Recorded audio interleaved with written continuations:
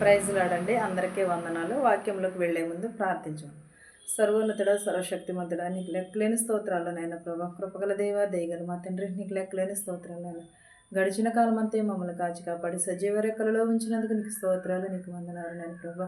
మా హృదయములు మార్చు, మా మనసులు మార్చమని అడుగుచున్నాను ప్రభా. మారు మనసు దయచేయమని అడుగుచున్నాం ప్రభా. విరిగి నలిగిన హృదయమును దయచేయమని అడుగుచున్నాను ప్రభా. వాక్యము విని వాక్యం ద్వారాగా మీరు మాట్లాడమని అడుగుచున్నాం ప్రభా. ప్రతి ఒక్కరు హృదయంలో మార్చమని అడుగుచున్నాం ప్రభా. చూచుచున్న వారికి, వినుచున్న వారికి మారు మనసును దయచేయమని అడుగుచున్నాను తండ్రి. ఆమేన్. రూతు మనం చెప్పుకున్నాం కదండి, 4వ అధ్యాయం ఒకసారి చూసుకున్నాం. రూత్ ఎవరండి? నయోమి కోడలు. నయోమికి ఎంతమంది బిడ్డలు? ఇద్దరు కుమారులకి పెండ్లి చేసింది. పెండ్లి చేసి వారికి కుమారులు ఇద్దరు చనిపోయారు. బెత్లెహేము విడిచిపెట్టి వెళ్ళిన తర్వాత కుమారులు ఇద్దరు చనిపోయారు, భర్త చనిపోయింది. కానీ పెద్ద కోడలు ఏం చేసింది? అత్తగారిని విడిచిపెట్టి అమ్మగారికి వెళ్ళి పెళ్లి చేసుకుని ఆమె రూత్ అయితే అత్తగారిని విడవలేదు. రూత్ అయితే నీ నీ నీ జనమే నా జనము, నీ ప్రజలే నా ప్రజలు, నీ దేవుడే నా దేవుడు, నీవే నాకు తల్లి అయినా తండ్రి అయినా అని అత్తగారిని పట్టుకుని ఉన్నది. రూతు చాలా వినయం కలిగినది, రూతు చాలా ఓర్పు కలిగినది, సహనమును కలిగినది. దేవునికి ఇష్టమైన రీతిగా ఉన్నది ఎవరు? రూతు. దేవునికి నచ్చే రీతిలో ఉన్నది రూతు. చాలా భయభక్తులు కలిగిన స్త్రీ రూతు. దేవుడంటే భయము, ప్రజలంటే భయము, అత్తమామలంటే చాలా మర్యాద, గౌరవము, పెద్దవారిని చాలా మర్యాదగా మాట్లాడేది. ఆమె ఒక్క తప్పైనను లేకోకుండా నీతిగా నిజాయితీగా ఉన్న ఆమె ఒక రూతు అంటే దేవునికి ఇష్టమైనది. బోయాజురాజు పూర్వమునందునకు పోయి అక్కడ కూర్చుండగా బోయాజురాజు చెప్పిన బంధువుడు ఆ త్రావను పోవుచుండెను కనుక బోయాజు పోయి ఈ తట్టు తిరిగి ఇక్కడ కూర్చుండమని అతనిని పిలువగా అతడు వచ్చి కూర్చుండెను.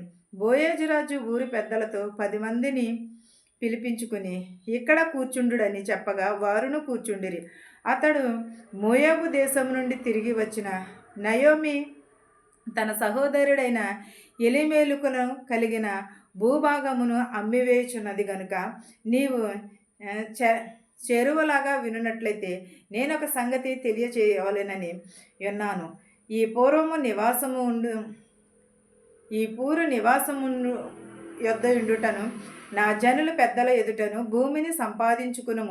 ఏమనగా దాన్ని విడిపించుటకును ఏమి ఒప్పుకుని ఎడల విడిపింపుము, దాన్ని విడిపింపని నల్లని ఎడల అది స్పష్టముగా నాతో చెప్పుము. నీవుగాక దాన్ని విడిపింపవలెనని బంధువుడెవడునూ లేడు, నీ తరువాతి వాడును నేను అని బంధువునితో చెప్పాను. అందుకతడు నేను విడిపించేదనను. బోయాజురాజు నీవు నయోమి చేతి నుండి పొలమును సంపాదించుచు దినమున చనిపోయిన వాని పేరట అతని స్వాస్థ్యమును స్థిరపరచునట్లు చనిపోయినని భార్య అయిన రూతు అను ఆమెయు మోయేబు రాలి యొద్ద నుండి దాన్ని సంపాదించవలనని చెప్పగా ఆ బంధువుడు నేను దానిని విడిపించుకొనలేను, నా స్వాస్థ్యమును పోగొట్టుకున్నదునేమో, నేను దాన్ని విడిపింపలేను గనుక నీవే నాకు ప్రతిగా బంధువుడు, ధర్మము జరిగించుమని చెప్పాను. ఇశ్రాయేలీలలో బంధువు ధర్మమును గూర్చి కానీ క్రమములను గూర్చి కానీ ప్రతి సంగతిని సిద్ధపరచుటకు పూర్వమున జరిగిన మర్యాద ఏదనగా ఒకడు తన చెప్పు తీసి తన పొరుగు వారికి ఇచ్చుటయే ఈ పని ఇశ్రాయేలీలో ప్రమాణముగా ఎంచబడును. బంధువుడు నీవు దానిని సంపాదించుకునుమని బోయాజురాజు చెప్పిన తన చెప్పు తీయగా బోయాజురాజు ఎలేమేలుకునకు కలిగినది యావత్తును కిలోమునకును మహులోమునకును కలిగినది యావత్తును నయోమి చేతి నుండి సంపాదించినవి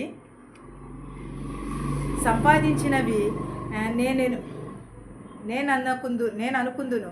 మీరు ఈ దినమున సాక్షులై ఉన్నారు. మరియు చనిపోయిన వారిని పేరట అతని స్వాస్థ్యమును స్థిరపరచునట్లును చనిపోయిన వాని పేరట అతని సహోదరులందరిలో నుండి అతని స్థలమును యొక్క ద్వారము నుండి కొట్టివేయబడక ఇండునట్లును నేను మహలోను భార్య అయిన రూతును మోయేబురాలిని సంపాదించుకుని పెండ్లి చేసుకునిచున్నాను.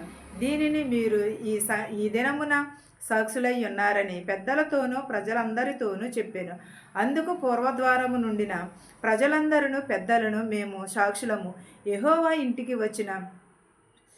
యెహోవా నీ ఇంటికి వచ్చిన స్త్రీని ఇశ్రాయేలుల వశమును వర్ధిల్ల చేసి రాహేలు పోలిన దానిగాను లేయాను పోలిన దానిగాను చేయునుగాక. ఎఫ్రాతోలతో నీవు క్షేమాభివృద్ధి కలిగిన వాడవై బెత్లహేములో నీవు ఖ్యాతి నొందిన దానువుగాక. యెహోవా ఈ యవనరాలు వలన నీ దయచేసిన సంతానము నీ కుటుంబమును తారుమారు యోధాకును కనిన పేరేసు కుటుంబము వలె నుండునుగాక అనిరి.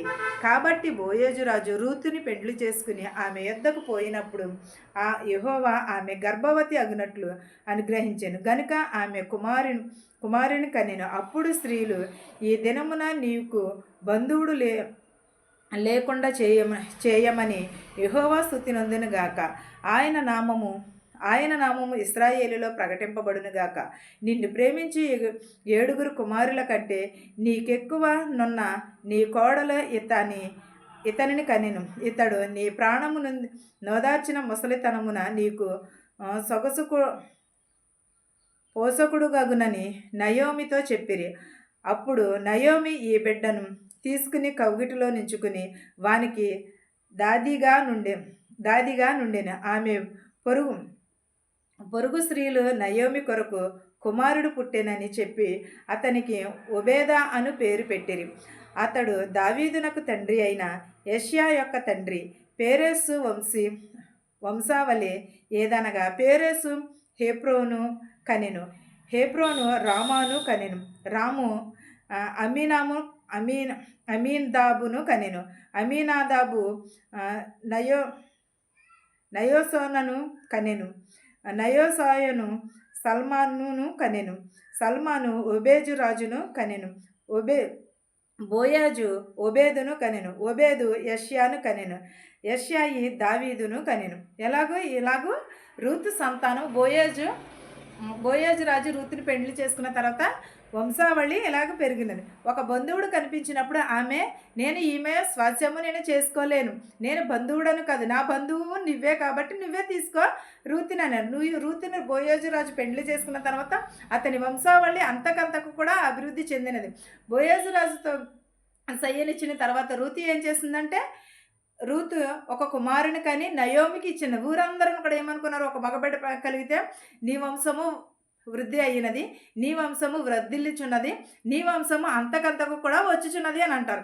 అయినా సరే నయోమి నా కుమారుడు కాదని అనుకోలేదు. బోయేజు రాజుని తన కుమారుని కిందే అంగీకరించింది. తన కుమార్తెని కింద అంగీకరించి ఆమె బిడ్డని ఎత్తుకుని చాలా సంతోషించిన తర్వాత ఆమె, నీకు ఈ ముసలితనమున ఒక కుమారుని కని ఇచ్చినది. ఆమె మనం వయసు అయిపోయిన తర్వాత ఏం చేస్తామండి, పిల్లలంటే పిల్లలతో చక్కగా ఆడుకుంటూ ఉంటాము. అలాగే నయోమి కూడా వయసు అయిపోయిన తర్వాత ఆమె దేవుడు ఎంత ఆశీర్వదించాడో కదండి రూతిని నయోమిని. ఎందుకంటే ఒకరి ఎడల ఒకరు భయమును భక్తిని కలిగి, వీళ్ళిద్దరూ కూడా దేవుని ఎడల భయమును భక్తిని కలిగి ఉన్నారు. దేవుడంటే భయమును, దేవుడంటే వినయమును కలిగి ఉన్నారు కాబట్టి ఆశీర్వాదములు కలిగేవారు. రూతు బోయేజు రాజు వంశావళి కూడా అంతకంతకు కూడా అభివృద్ధి చెంది అంతకంతకు కూడా ఆశీర్వదింపబడిన ఒక దేశానికి యువరాణి అయ్యిందంటే రూతు చాలా గొప్పది కదా. చాలా ఎంత మంచి మనసు కలిగి ఉంటే ఆమె అలాగూ ఆశీర్వదింపబడింది. ఆమె ఎంత దీవెనలు పొందుకున్నది, ఎలాంటి ఆశీర్వాదములు పొందుకున్నది. ఒక్కసారి మనం కూడా అలాంటి దీవెనలు కావాలని చాలా ఆలోచిస్తూ ఉంటాము. కానీ ఎలా చేయాలి అనేది మనకు తెలియదు.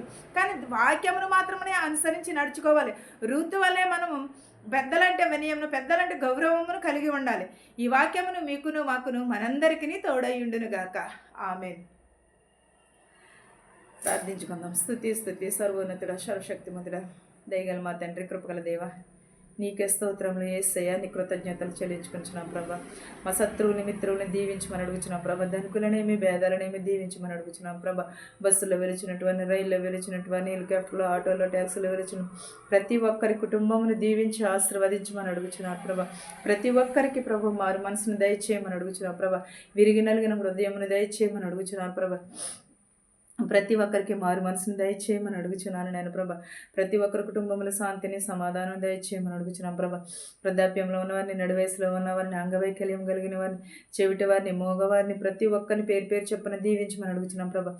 ఇతర దేశంలో పనిచేసుకుంటున్న వారికి శక్తిని బలమును దయచేయమని అడుగుచున్నాం ప్రభ. నీకు వందనాలు, నీకు స్తోత్రాలు నాయన ప్రభ. నేను మెడికల్కి వెళ్ళిచుండగా మెడికల్లో ఉండమని అడుగుచున్నాం ప్రభ. వేజాలు వచ్చినాయి ప్రభ, వారికి ప్రభ సరైన సహాయం చేయమని అడుగుచున్నాము నాయన ప్రభ. నేను పీసీస్కి వెళ్ళిచున్న పీసీసీ అంతట్లో మీరే తోడు నీడుగా ఉండమని అడుగుచున్నాం ప్రభా. ఇంత నాయన ప్రభా, పని లేక చాలామంది బాధపడుచున్నారు ప్రభా. వారికి పని దయచేయమని అడుగుచున్నాము నాయన ప్రభా. మాకు తెలిసిన వారి కానీ తెలియని వారి కానీ ప్రభా, ప్రతి ఒక్కరిని ప్రభా పేరు పేరు చెప్పిన దీవించమని అడుగుచున్నాం ప్రభా. జ్వరములతో బాధపడుచున్నారు ప్రభా, అనేకమైన రోగములతో, అనేకమైన వ్యాధులతో బాధపడుచున్నారు ప్రభా. వారిని స్వస్థపరచమని అడుగుచున్నాను ప్రభా. స్వస్థపరిచి యెహోవాని నేనే అన్నాము నాయన ప్రభా. వారిని స్వస్థపరిచి వారిని బాగు చేయమని, ప్రతి ఒక్కరి కుటుంబంలో శాంతిని సమాధానమును దయచేయమని, నా ప్రార్థనను నీ పాదసని చేర్చుకొని నేర్చుకుని బ్రతిమాలు వేడుకొనిచున్నాను తండ్రి. ఆమెన్. ఆమెన్. పరలోకమందున్న మా తండ్రి, నీ నామము పరిశుద్ధపరచబడును గాక, నీ రాజ్యం వచ్చును గాక, నీ చిత్తము పరలోకమందు భూవేందు నెరవేరినట్లును మా అనుదిన ఆహారం నేడు మాకు దయచేయము. మరణస్త్రను మేము క్షమించిన ప్రకారము మరణములను క్షమించుము.